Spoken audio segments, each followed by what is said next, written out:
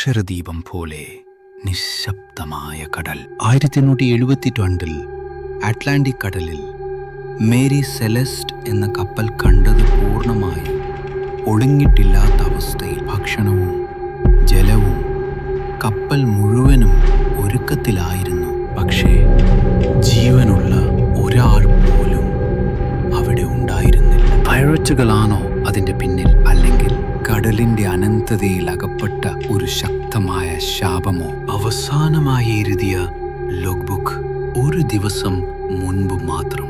പിന്നീട് ശവക്കല്ലറ പോലുള്ള മൗനം മാത്രം. വാതിലുകൾ തുറക്കപ്പെട്ടിരുന്നു, പക്ഷേ ഒരു പോരാട്ടം നടന്ന ലക്ഷണം കാണാനില്ല. എന്ത് സംഭവിച്ചു അവിടെ? മനുഷ്യൻ അകത്തിരിക്കാൻ പോലും ഭയപ്പെടുന്ന ചിലതൊക്കെയുണ്ടോ കടലിനുള്ളിൽ? ഇന്നും ഈ പ്രേതകപ്പൽ കടലിലൂടെ ഒഴുകി നീങ്ങും